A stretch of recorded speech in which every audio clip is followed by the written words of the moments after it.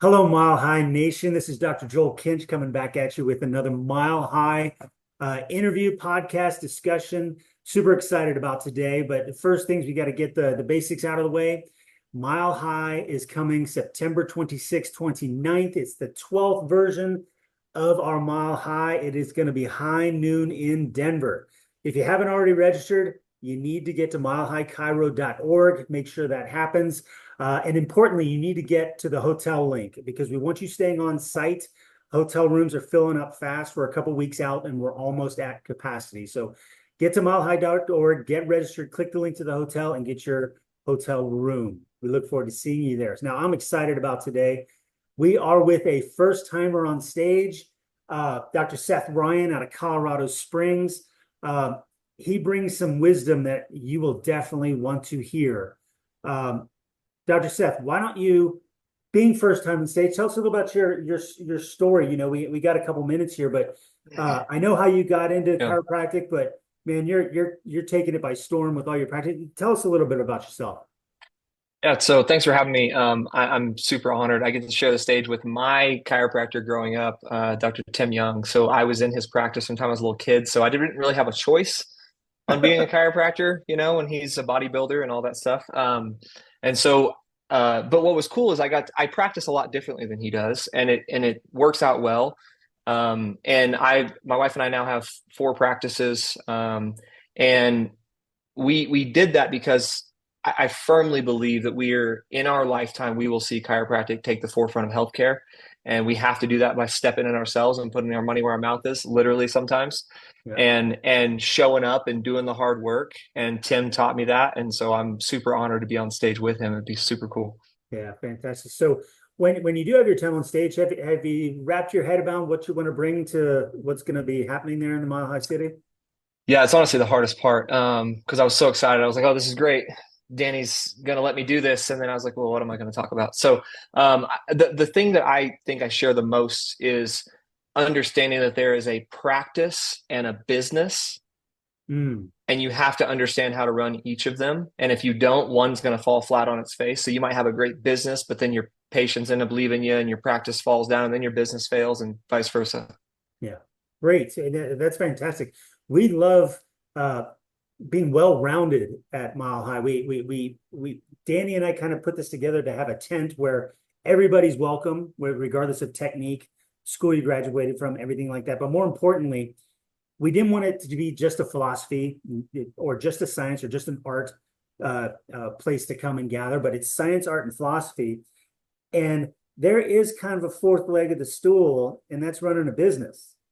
And Hmm. not a lot of people talk about that at these get-togethers and conferences. So it's going to be exciting and powerful to have a business mind come on stage and help people out.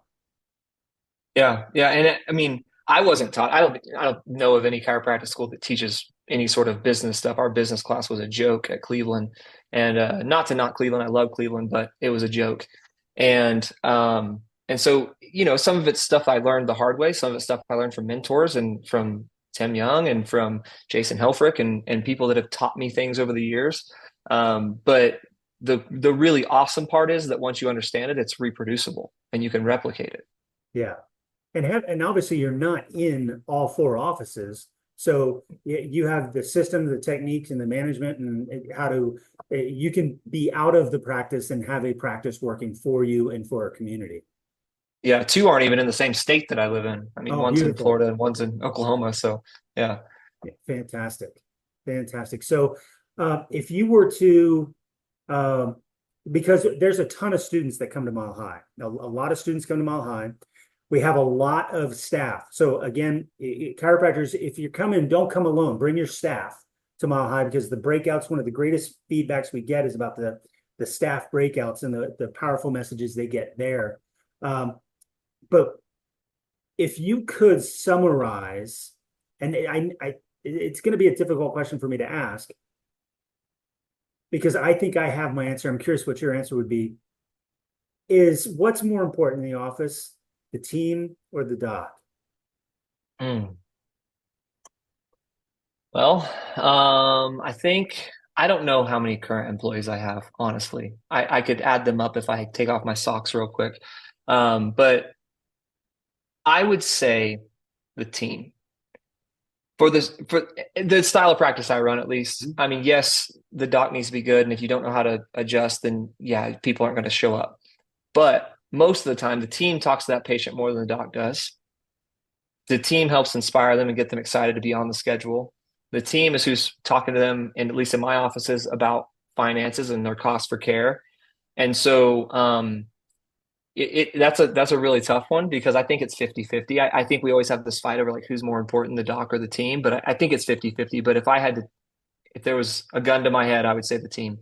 And ultimately, the doc is the leader, right? Ultimately, he's the Sure. conductor of the orchestra. But I was going to try and hopefully you related it back. And I think you did in that way where it's kind of 50-50 because you talked about there's a practice and there's a business, right? Hmm. And I think the conductor of both of those is the doc, correct? But when it comes to the practice, and you have to have a clear vision, get results, and that's on the doc back at the table. He's kind of the face of the practice. But ultimately, I think even though he's the conductor on that business hand you talk about, the team runs the show. They totally run the Hmm. show.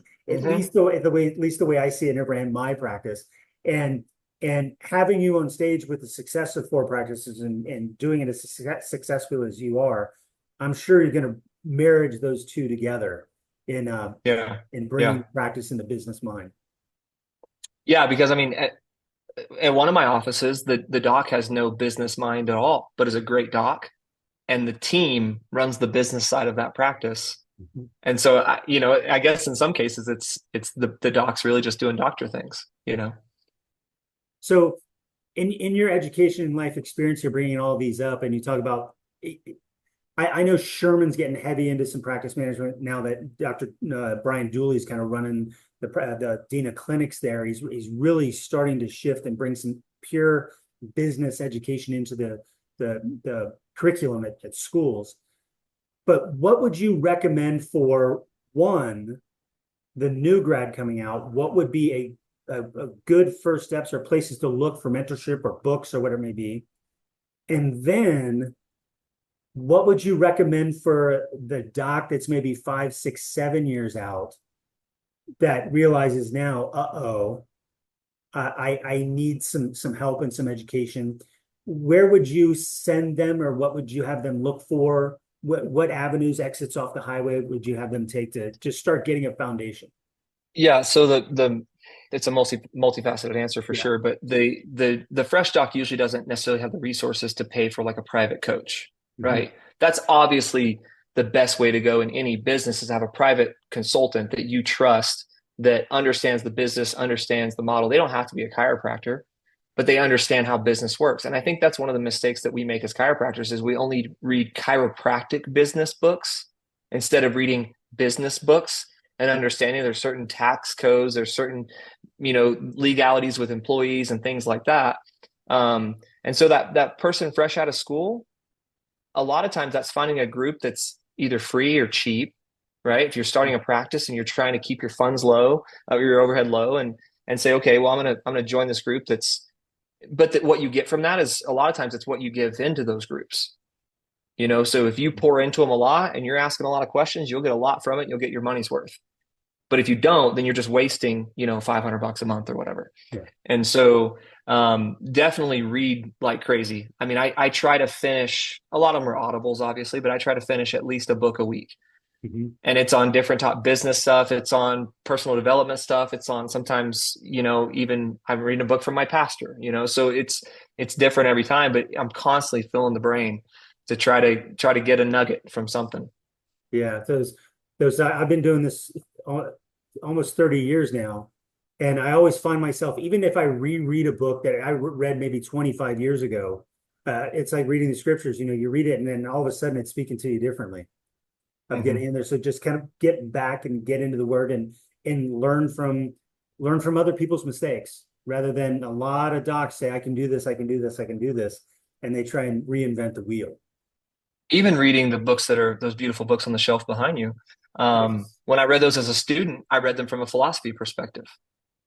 Mm, Reading them, being in practice for 10 years now, I read them from a business perspective. BJ was a great business person. yes, he was. And so when you read it from a business perspective, you take a whole set of rules away from the green books that you never knew were in there, which is really cool. Yeah, fantastic. Well, I am really looking forward to hearing. Now, I'm lucky enough to be in Colorado, and we're close enough by each other that we get together with our Mile High. Uh, what does Danny call them? He calls them philosophy nights, but they're philosophy, art, and science nights. And I've heard you speak a couple Yeah. times from Boulder all Yeah. the way down to Colorado Springs. But I'm excited to see you in front of your peeps, chiropractors, and a lot of them. So I'm looking forward to everything you're going to say from that stage because I'm sure I'm going to learn a lot. Yeah, I'm so honored to be there, and I won't be nervous at all. It'll just be like Everybody's nervous till they say the first thing, right? yeah. First word, and then boom, you're in your zone. So again, guys, Dr. Seth Ryan, Colorado Springs, just a chiropractor extraordinaire. He'll be speaking from stage. And again, it's September 26th through the 29th. If you haven't gotten your registration, be sure to get to milehighchiro.org, get your hotel room, and we will see you in Mile High. And one of my last suggestions to you guys out there who are registering, September in Colorado is one of the most beautiful places on earth in Mhm. September. So if you can, take 3 or 4 days before or 3 or 4 days after to enjoy beautiful Colorado. Do it with your team, whatever it may be. But either way, we look forward to seeing you September 26th through the 29th. Dr. Seth Ryan, thank you for joining me this afternoon. And as always, be well within out there. Thank you.